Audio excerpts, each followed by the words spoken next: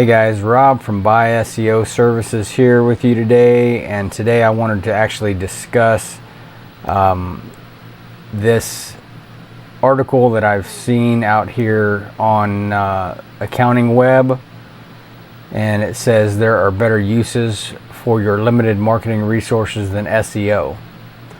And I want to adamantly say that no, that is not true. And I'm going to point out some reasons why. So, first and foremost, we should know that search engine optimization can be done on page and off page. And when you're doing on page search optimization, or sharing your own stuff via social media or social sites, that doesn't really cost you anything unless you're paying somebody to do it. So those on-page SEO and social SEO can kind of be done for free if you have the time to do it. Off-page SEO, such as getting links and stuff, that can also be done for free if you know where to go get links from. Okay, so you can perform SEO without it having to cost you very much money. Now, this lady says SEO is not the best use of your funds if you have a limited marketing budget, and I sincerely disagree with that.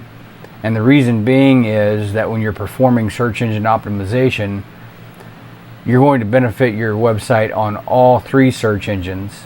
So if you either have the money to pay for traffic via pay-per-click advertising only on one search engine, or multiple search engines, or you have the money to split between pay-per-click advertising and SEO, then you'd be well advised to do both, because good SEO is going to have a better long-term return on investment than pay-per-click advertising is, typically. Now, she goes on to say that there are still too many snake oil salesmen masquerading as SEO experts, and that's something you're going to find in every industry, no matter what. There's always charlatans out there, fakers,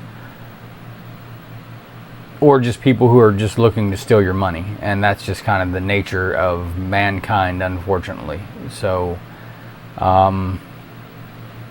and she says that these SEO experts claim with a few technical tricks they can send hundreds of website visitors every day to your website. Well, truthfully, I can go out and buy traffic and probably get thousands of visitors a day just by buying traffic, but that doesn't guarantee me anything. Just like paying for advertising doesn't guarantee conversions, just like paying for advertising doesn't guarantee sales.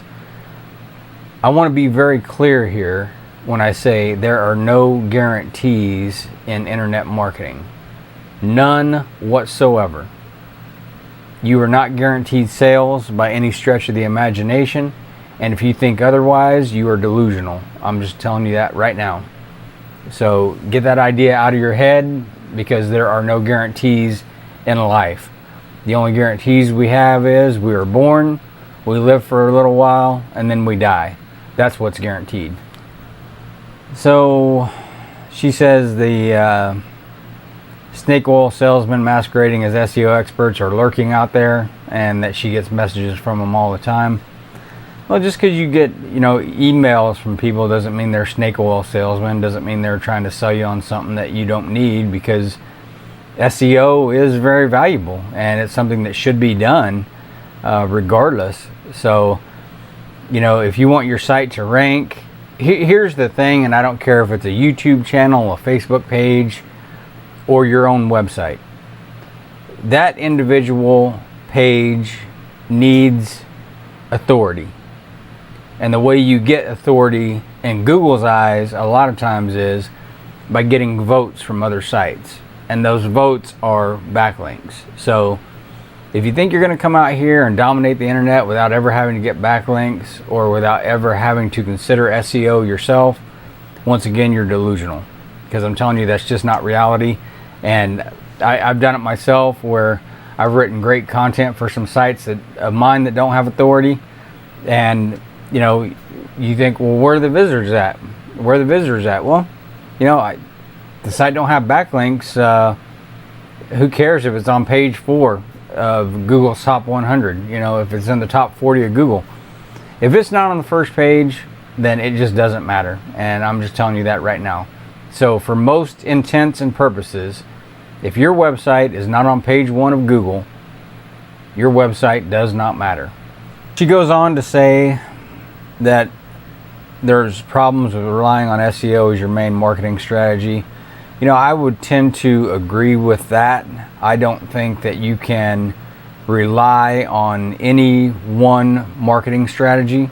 I think that you should be doing a whole multitude of things, and SEO is one of them, but I think you should also be investing in pay-per-click advertising.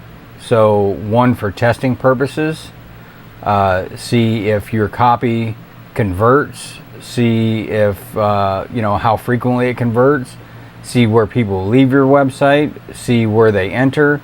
I mean, it's a lot of things that can be done. So no, you should absolutely not rely on one main marketing strategy, period. I don't care what your site is about. You should never just rely on one main marketing strategy unless, you know, it's working for you and you want to rest on your laurels. Like maybe you're a site that gets a lot of visits through Pinterest or through Instagram because your business is heavily image related. Then that's great, you know, but that doesn't mean that you should just stop there. I mean, hell, keep going, because the more traffic, the merrier. I'm telling you that right now as somebody who's been online for a long time, that the more traffic you can get, the better off you are. And more traffic usually breeds more traffic. So that's just the vicious cycle of the internet. And let's see. So she talks about Google continuing to refine their search algorithm, and that's true, and that'll be true to the end of time. So this is another pro tip here, boys and girls. If you think that you're going to come out here, put something online and forget about it and never have to adjust it again, you're once again absolutely delusional and wrong, and that couldn't be further from the truth. The reality is a website is something that is continuously evolving, and that's the way it has been, and that's the way it will be, unless other people turn to other search platforms where backlinks don't matter as much as they do on Google. But I'm telling you right now that if you don't like change, then you'll hate internet marketing, and it's probably best just not to even involve yourself in it. She says relying on SEO alone means you're depending on an outside company for your marketing. Well, I tend to disagree with that, because relying on SEO alone means that you're depending on an outside company to deliver your traffic. It means that you're relying on your organic search results only, and that you're not doing anything else. And once again, one marketing strategy alone is not good enough. You need to do better, be better, and just do as many things as you have time for or can outsource or whatever. You always want to be marketing, always. It doesn't mean you have to be salesy, but it does mean that you should always be marketing. And she says it's far better to build and create something that belongs to you, which that's kind of funny, because when it comes to websites, the only thing that belongs to you is your content and your customer or prospect database that you build. And what I mean by that is typically an email list. You want to build an email list, and I don't care if you have a great YouTube channel, a great Instagram, you're an influencer out there. Whatever you do, you should build an email list. That way you always have unfettered and direct access to your subscribers, period. Because the thing about Facebook or Google or Instagram or any of these other social media sites is, all you have to do is go against their terms of service and they can ban you, and then you're done. Then your following's just gone, and it's gone instantaneously in the blink of an eye. So it's better to build something that's going to last in the form of an email list than it is to just assume that your Instagram following is always going to be there, or that your YouTube channel is always going to be there. And she talks about Google is changing its algorithm to reflect the way people search. No, I don't think so. Let's get something straight here right now. Google is a business. They are a large company, and they are a company that earns revenue via advertising. So when they change their search algorithm, they are just trying to knock people down, so those people have to come and pay pay-per-click advertising. And I don't care if you want to believe it or not, but it's true. And that's the way that I've always felt. Is it's a conflict of interest, because Google knows that people who are ranking on the first page of Google organically are saving a boatload of money. Because if they were spending money for every click, then imagine how much money that would mean in Google's pocket. So don't ever just think that it's just an innocent algorithm update, and they're just trying to do quality and all this stuff. No. That's bullshit. It's all about them putting money in their pocket, and that's just their business. I mean, that they're in the business of selling advertising. So, and this is just kind of the way they do it. And SEOs have just been trying to kind of wave their middle finger at Google and say, I can get people to the first page without having to quote unquote pay for it. Although I would argue that with SEO, you're still paying for it. It's just in a different form, because you're paying for search engine optimization, or you're investing the time to do it yourself. Therefore, you are still paying for it one way or the other, but you're just not paying Google for it. Okay? And she talks about sites with a conversational tone will have a big advantage as voice search becomes more prominent. I don't know. I can't really elaborate on that. I'm kind of ignorant when it comes to the voice search thing. I would imagine that it's not going to be much different. I don't think the tone of a website is ever going to have any influence whatsoever on its ranking or display in organic search results. So it's never about the tone of the content on a website that causes it to rank. So let me just go ahead and say that. And then she says more searches are performed on mobile devices than on desktop computers and laptops. And yeah, that's true. But the thing about it is most people's phones are probably usually within reach. So if they decide they want to look something up, they're not going to get their ass up and go walk over to their desktop computer and search, when they can just search on their mobile phone. I mean, it makes it simple, super easy, Keyword stuffing is out, she says, and exact phrase matches are no longer needed. Well, here's the thing about that. First of all, you shouldn't be taking SEO advice from an accounting website anyway. But I did want to come out here and just kind of battle over this, because keyword stuffing is definitely not out. I think the traditional way of doing it is out, and it's been out for a long time. But there still are strategic ways that you can implement more keywords than you would think. Okay, and I'll just leave it at that.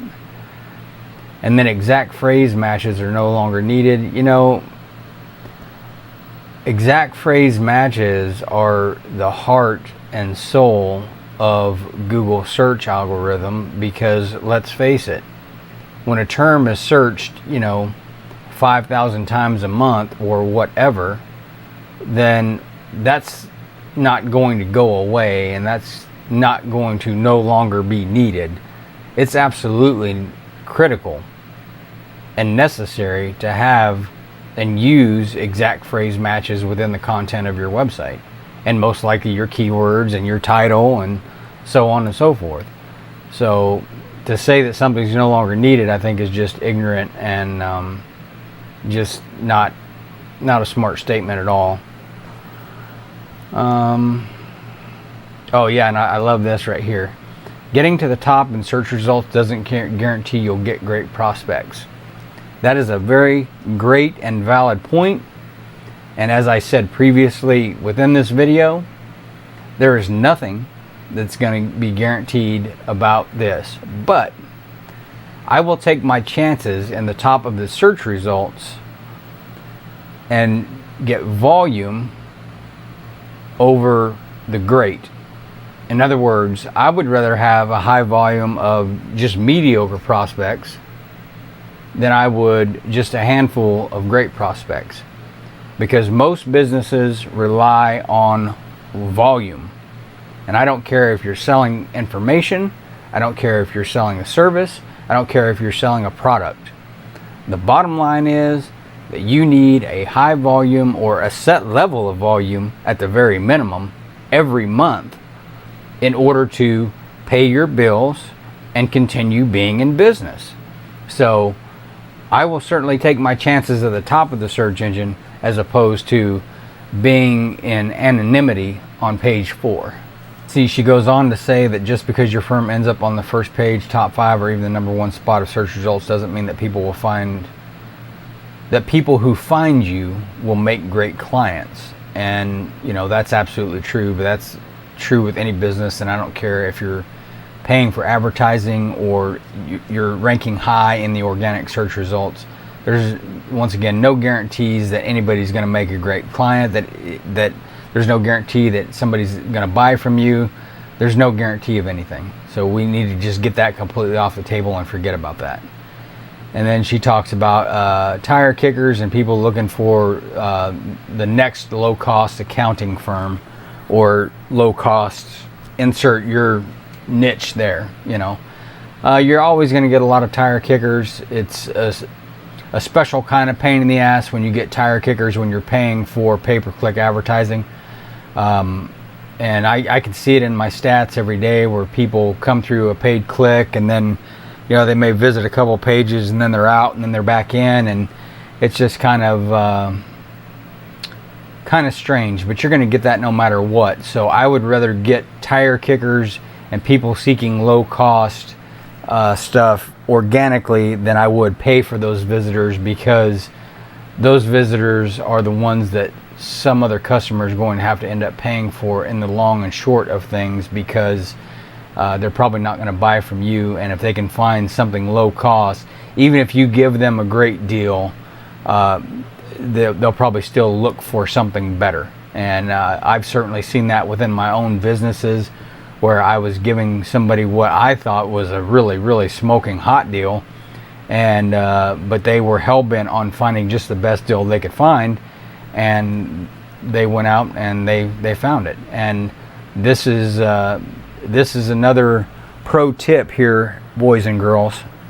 Don't ever try to be the lowest priced person out there, and unless your business can sustain itself without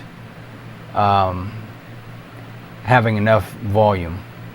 And what I mean by that is, when you price something lower than everybody else, typically you're going to need even more volume than your competitors do, because when you cut prices, you're not cutting the prices you pay, you're cutting the prices the customer pays. Therefore, your margin is smaller and your profit is smaller on every single sale.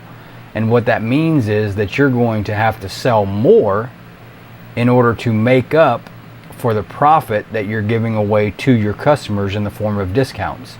So if you want to try to be the low price leader out there and whatever your niche is, then you can go ahead and knock yourself out. But I'm telling you, I don't think that it's a sustainable business model.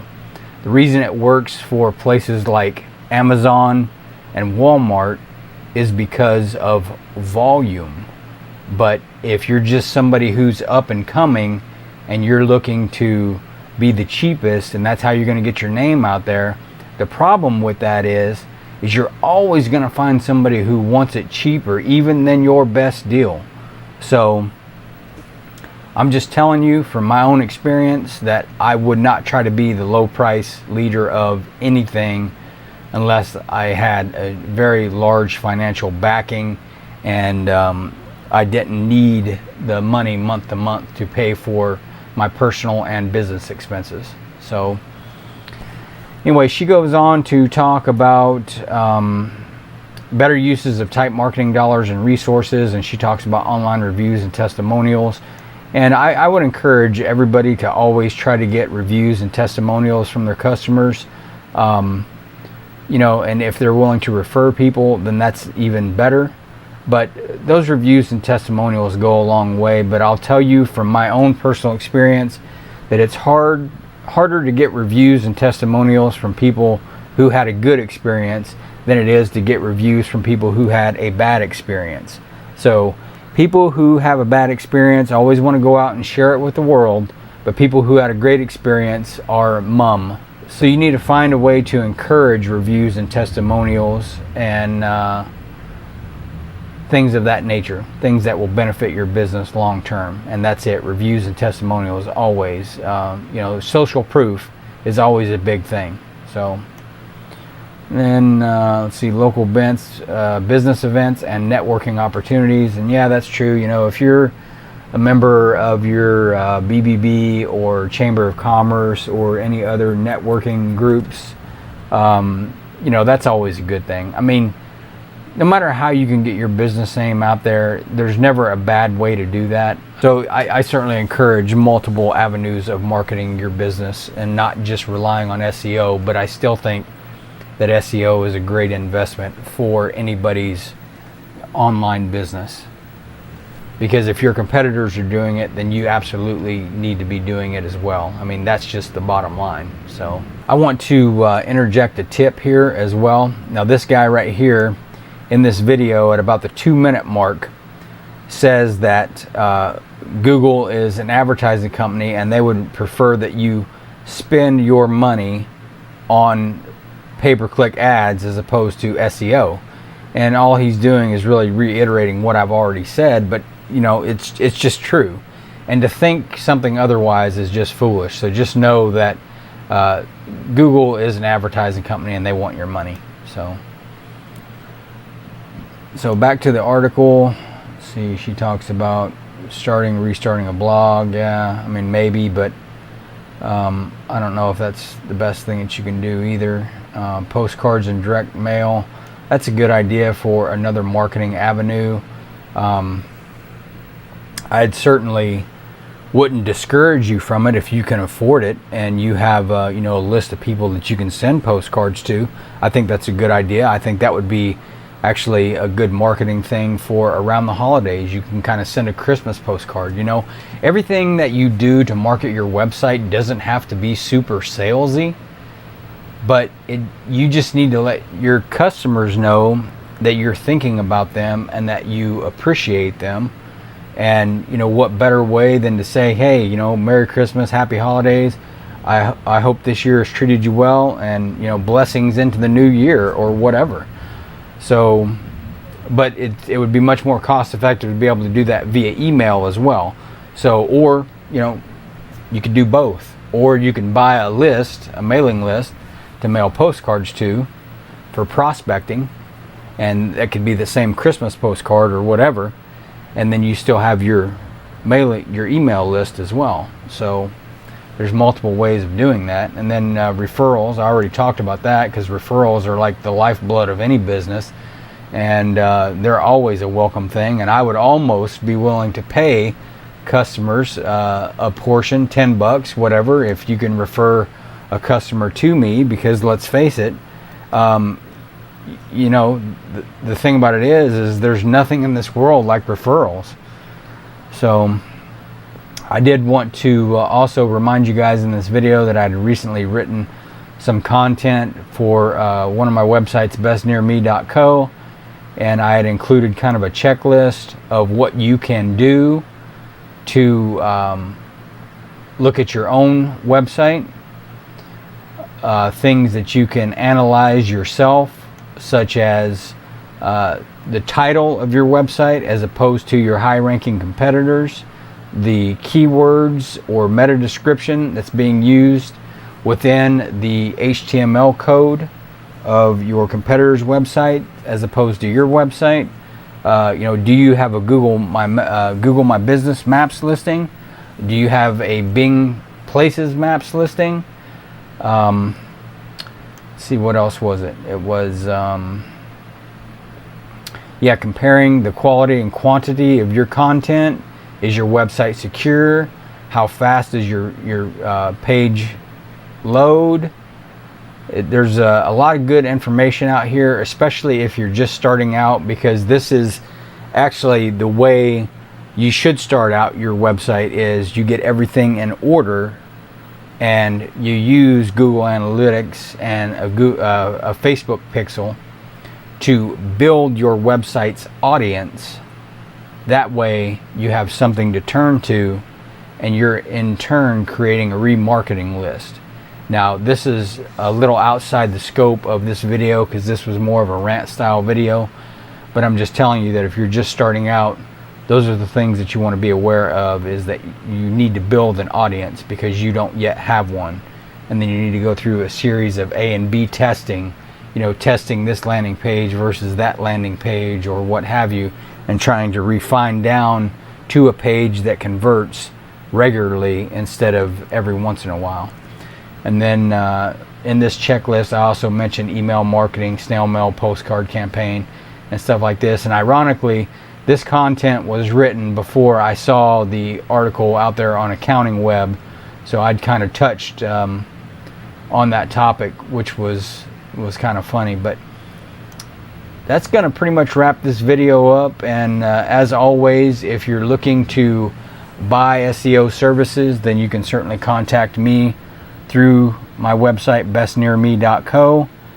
And I do a variety of things, from installing simple SSL certificates to hosting websites to building your WordPress website.